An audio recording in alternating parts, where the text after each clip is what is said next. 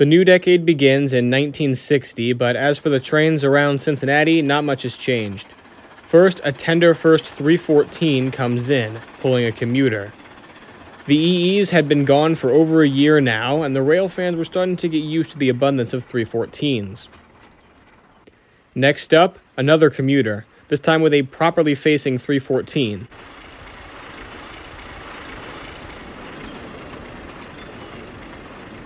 Next up was a high-speed express, powered by a J-class.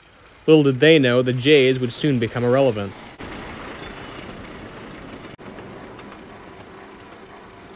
A coal drag pops in from behind the express with the normal pair of USRA 2882s.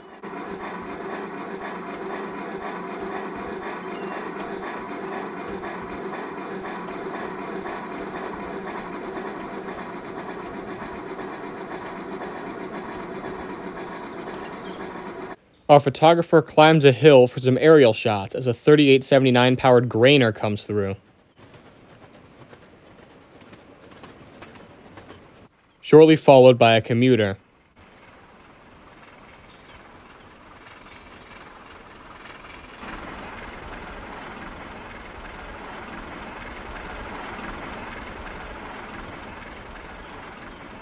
It's November of 1960, and a freezing member of Ronald's famous secret rail fan group is hunching down on the platform with his camera pointed at the tracks. Ronald has returned to Cincinnati to seek out scrap units in the area's scrapyard. A commuter comes by as he approaches. Ronald had the secret rail fan group members film all of his adventures for historical documentation purposes. Since they were done at night, though, the film is not of the best quality. This shot shows off all the locomotives Ronald had managed to rescue from scrap up to this point.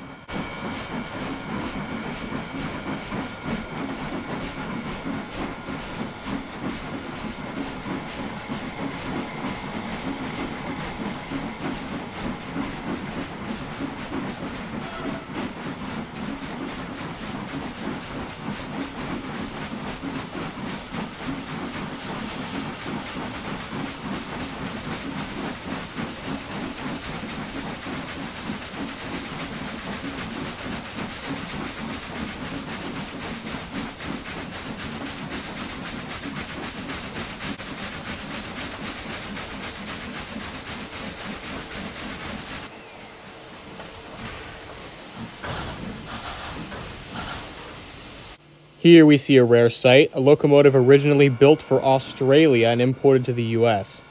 The railfan walks up to the front of the train as Ronald departs and goes into the yard to do some switching and collect scrap engines.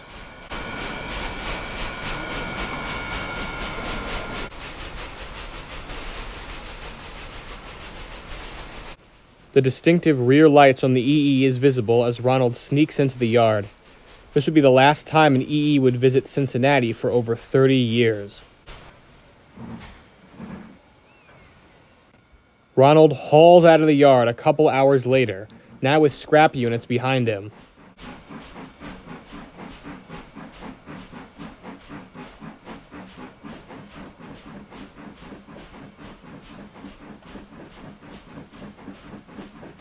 After a bit more switching, frantically to avoid the oncoming cops, Ronald shoves the two locomotives he rescued from the yard to the end of his train and quickly couples them up.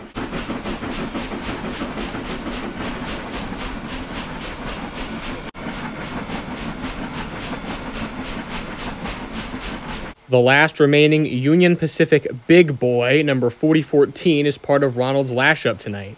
The photographer stands right in front of it as Ronald passes, allowing Ronald's headlights to illuminate it so he can get a decent shot.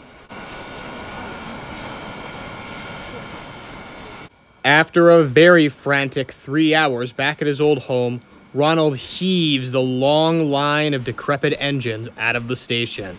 On to safety. All of these engines are still around and currently displayed at the Jensen Museum in Illinois.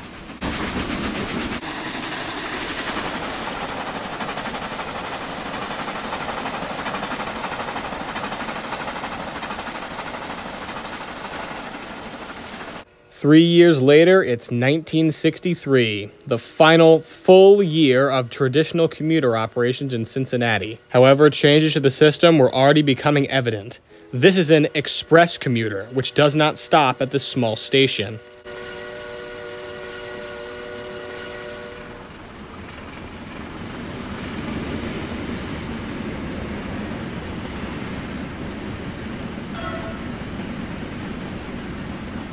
Moments later, another commuter. The 314 is tender forward this time.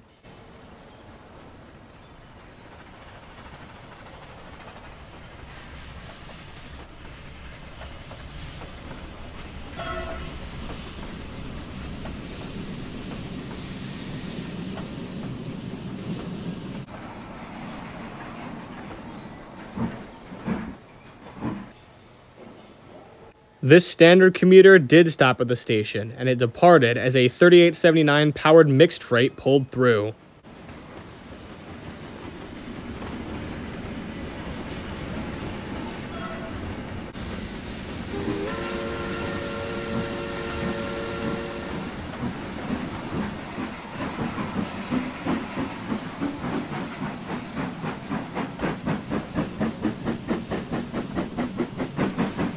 A couple minutes later, a coal train pulls through, again with a normal pair of USRA engines.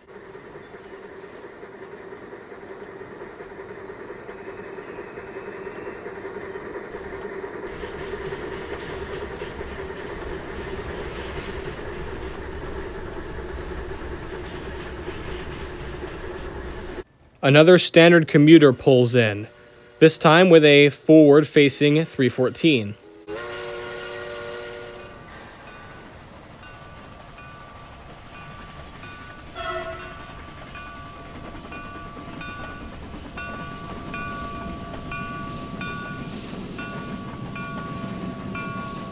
Here we get a view of the 314 in yard and local service, which replaced the EE that used to have this task.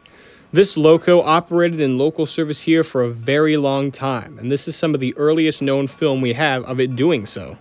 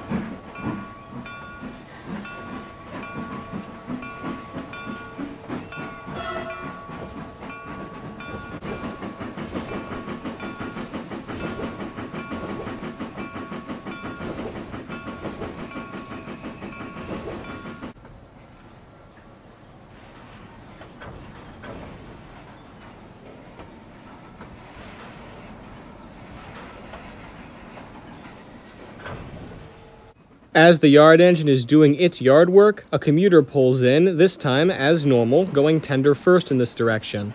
This was a normal commuter, so it stopped at the station, and soon after it departed, the yard engine continued its work.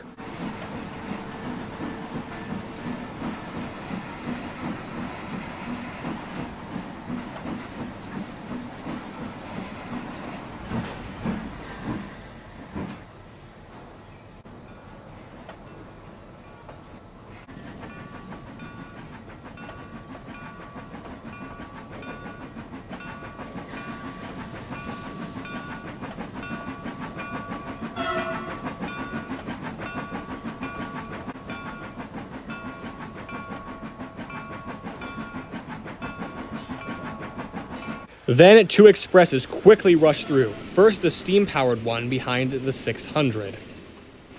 And then, a train that the photographer has never seen before rolls through.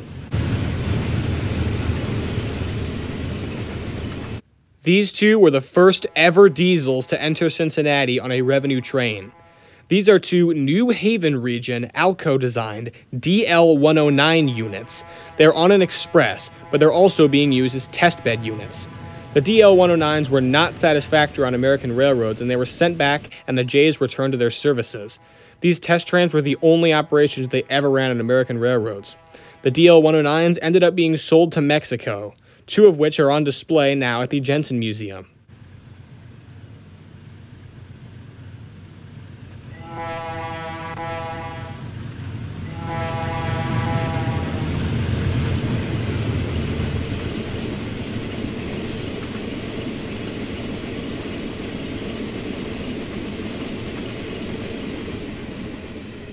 Now it's 1965 and the new commuter operations have fully taken over. All of the commuters were converted to push-pull operation, with a loco at one end and a caboose at the other, so that way they could just push their train back the other way instead of relying on a turntable or Y at the end of the line. First, a tender first one comes through, and then a caboose first one. By now, the stop at this small station had been reduced to a request stop only, so seeing a train stop there was pretty rare.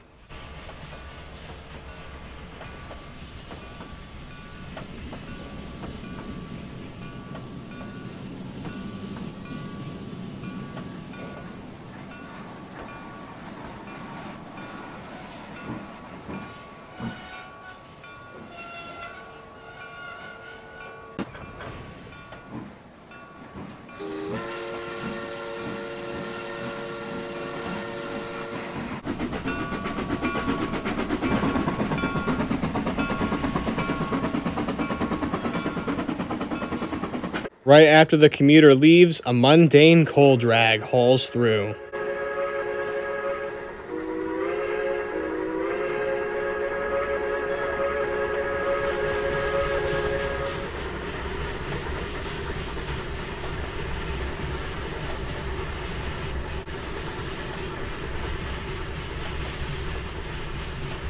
Then a surprise in the form of a high-speed express powered by a J.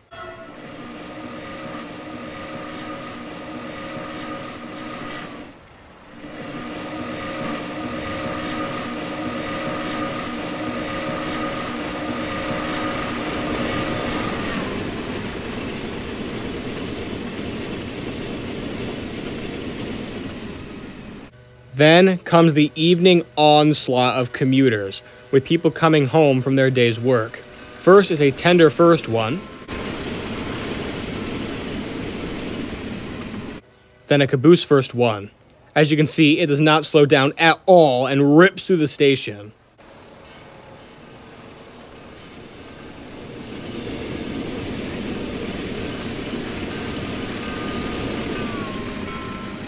The request stop is then called upon, and a tender first commuter rolls slowly into the station, picking up the abundance of passengers that would become rare and rare as the years would go on.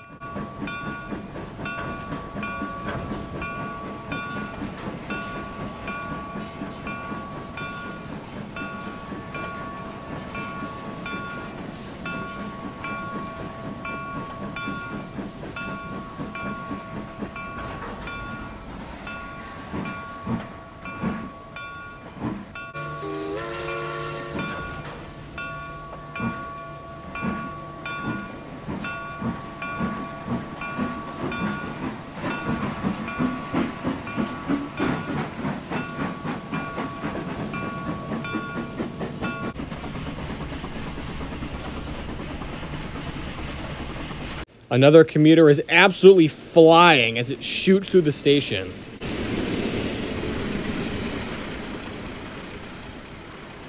And as soon as the rush ends, a regular old non-express passenger train pulls through. The 3879s were starting to find uses outside of just freight by this point. Then, the final commuter train of the daylight hours rolls through, and our photographer has to call it a day.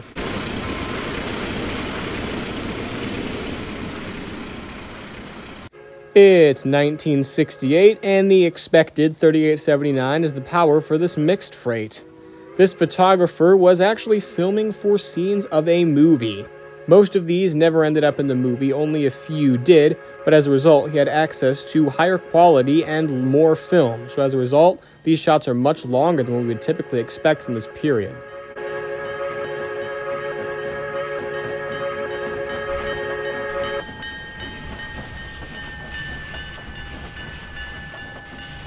Heading over to the more cinematic-looking curve, we see a coal train coming around the bend. This was the only clip that ended up being used in the final movie.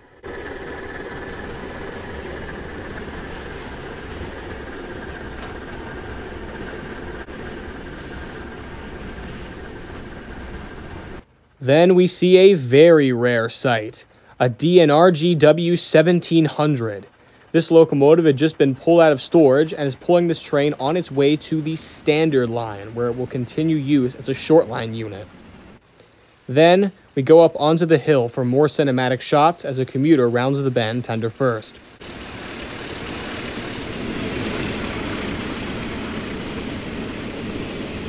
Then a coal train rounds the bend, except it has 5 Grand Trunk Western Jeeps. CN railroads like GTW had diesels at this point, and they were being leased to American railroads as test units. Another commuter sneaks by up on the photographer.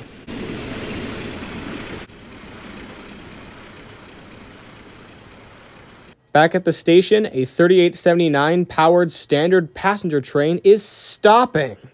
Not to pick up passengers, though. It turns out there was a fault in one of the axles on the coach.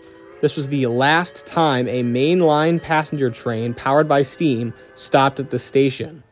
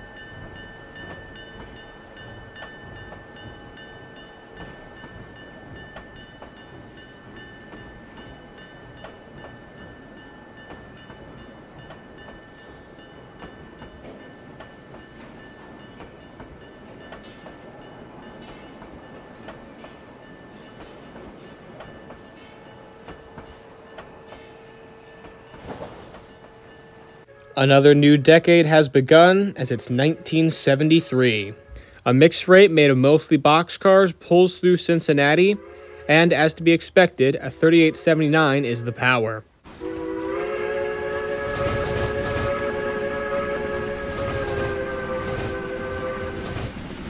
Soon after, a commuter.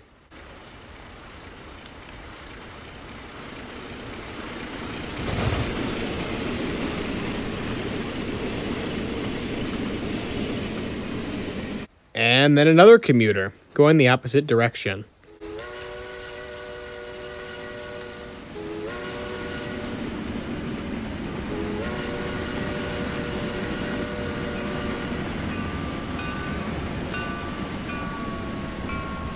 The USRA 2882s that were displaced from the coal trains by the temporarily leased Jeeps found another use, pulling oil trains.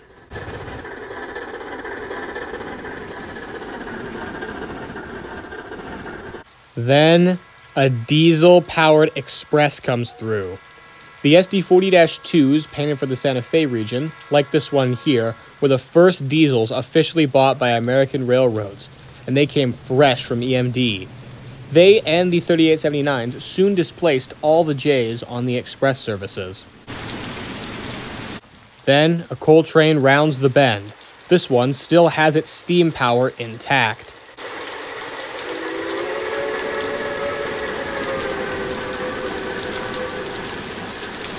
Then a commuter comes by, tender first, going at a pretty decent speed.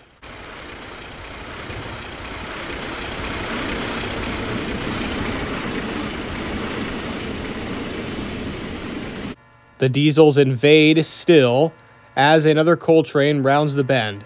This time, the quintet of GTW Jeeps are hauling it through.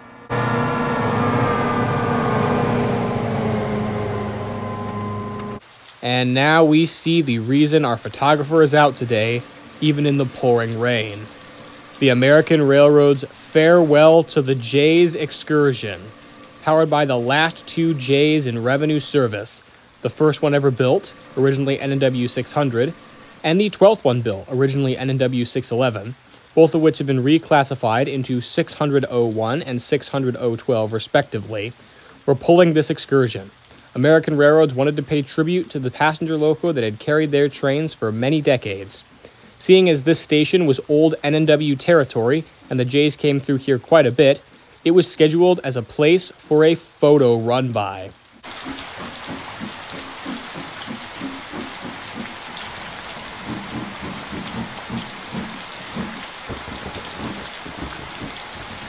The two J's stop in preparation to reverse for the run-by. Here we see 600 leading. And behind it is 611. Then, the J's back up and do the first of two photo run-bys at this location.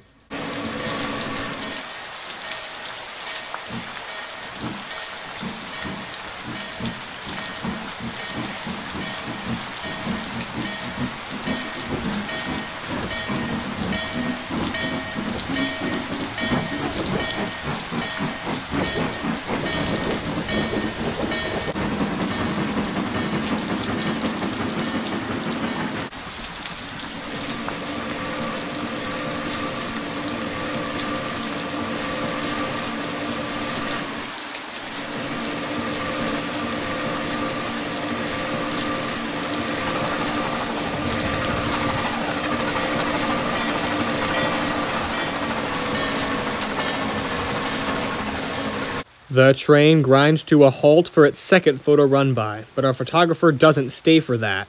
Instead, he gets in his car and uses this time as an opportunity to chase the train. Here we catch it going around the curve just outside the station.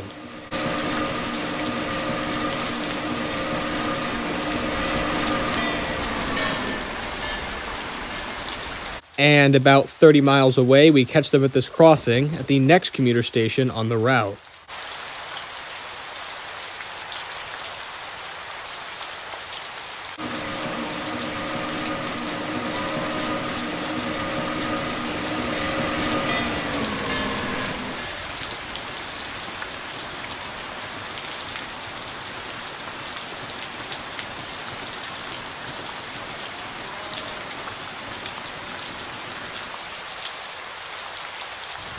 The next set of scenes are from the winter of 1974. Snow is falling at the station as a 3879 powered passenger rolls through.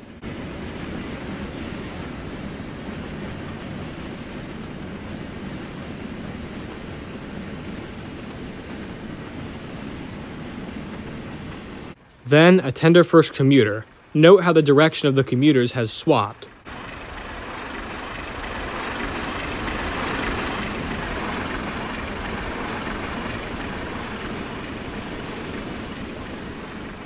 Then a coal train, still powered by steam. Most, if not all, of the GTW Jeeps had been returned to Grand Trunk by now, and it was determined that, at least in the foreseeable future, steam would rule on coal trains, as diesels weren't powerful enough.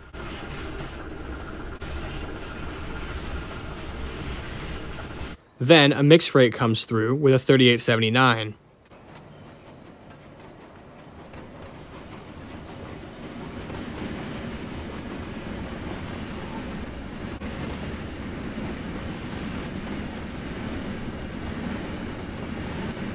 Then, the Daily Express, powered by the standard at this point diesel, an SD40-2.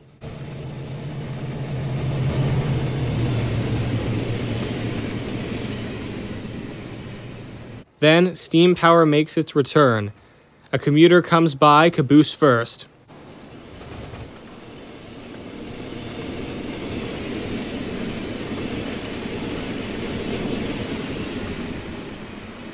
And a couple minutes later, another one.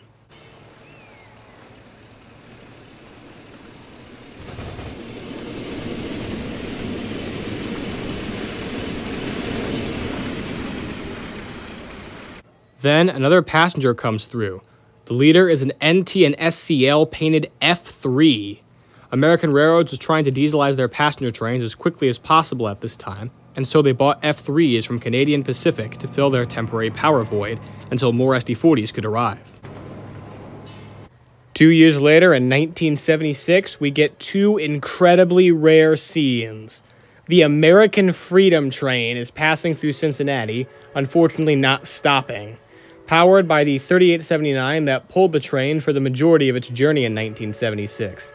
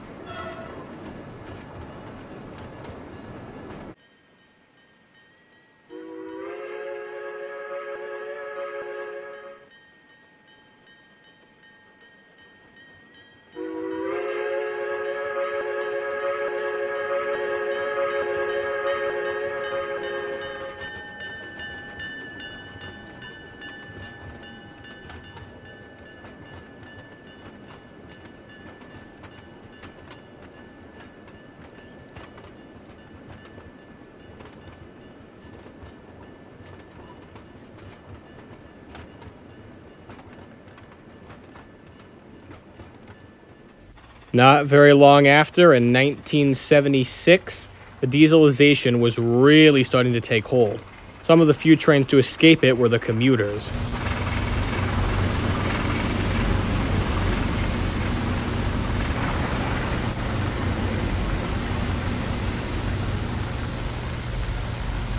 Another loco, purchased straight from EMD, a Milwaukee Road painted region SD45 is the power on this express.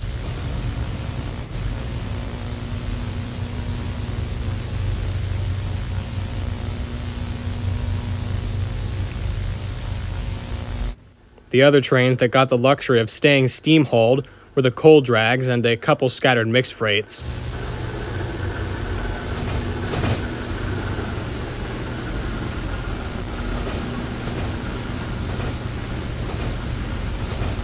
Here we see one of those rare mixed freights, with a 3879 as the power. These engines would be gradually pushed off these duties by diesels in the coming years.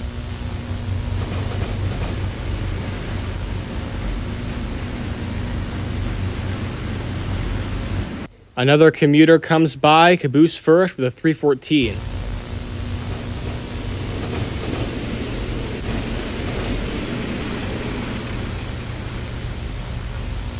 However, even the commuters couldn't elude American Railroad's dieselization of passenger trains policy for long enough. A Monon NW2 is the power on this train. Then another train, diesel-hauled as well.